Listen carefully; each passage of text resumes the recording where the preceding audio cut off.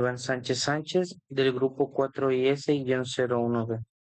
Voy a presentar el proyecto de fuente de voltaje que realizamos en clase.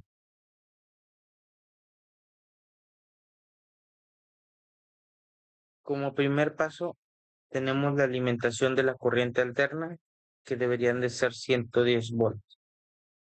Primero preparé la entrada de la corriente utilizando una clavija, un fusible y un apagador. Antes de conectar todo, revisé con el profesor de que se encontrara correcto. Al conectar medí el voltaje con el multímetro y me marcó 128.80 volts. Esto es normal ya que puede haber variaciones en el voltaje y no se aleja mucho de los 110 volts que esperábamos recibir.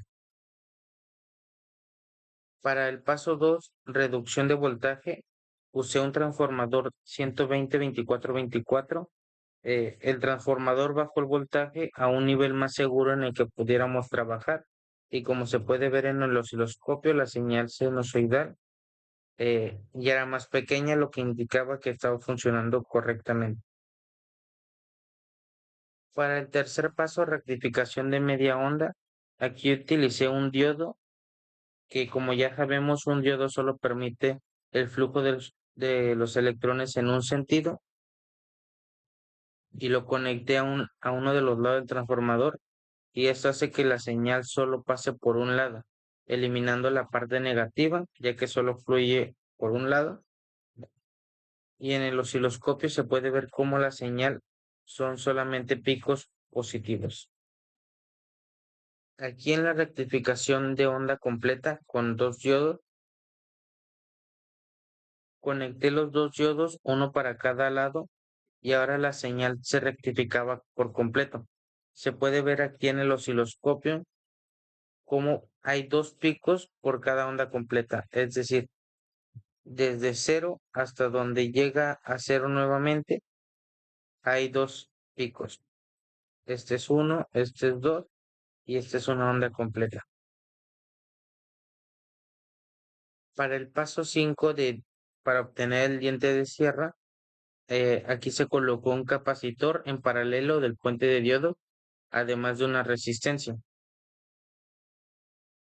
Y ahora la señal se puede ver completamente positiva, ya no hay nada negativo y en forma de diente de sierra, que era lo que esperábamos. Entonces, esta parte la implementamos correctamente.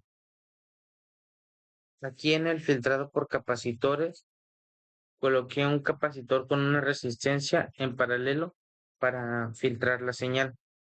Dependiendo de la capacidad del capacitor, la línea se iba haciendo más continua. Como se puede ver en las imágenes, aquí la línea era casi paralela, era casi continua y no había ninguna interferencia.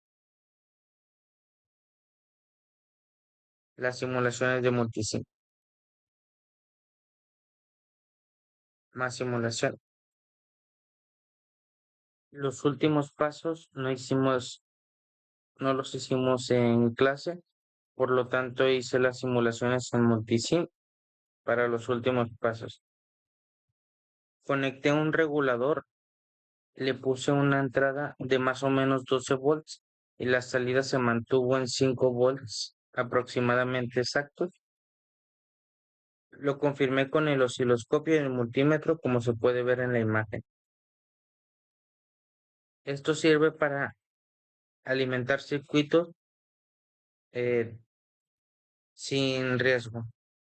Es lo que hace un adaptador de corriente para teléfono, convierte la corriente alterna en corriente directa de 5 volts.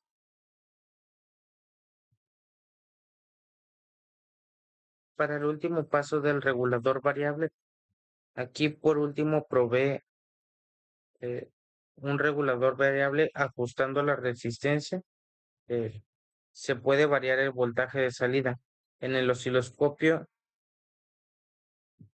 se, en el osciloscopio se ve cómo al mover la perilla la salida sube o baja.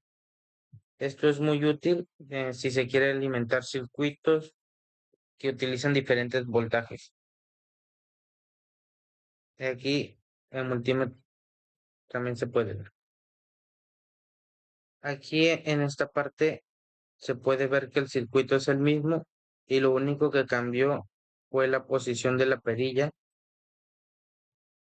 y como lo dije anteriormente, regula el voltaje de salida y aquí se puede apreciar que apenas tenemos más de un volt. Como se pudo ver, la corriente alterna pasó por todas las etapas necesarias para convertirse de corriente alterna a corriente directa. Todos los componentes que usamos tienen una función en específico para ayudar al funcionamiento de este proyecto. Eso sería todo.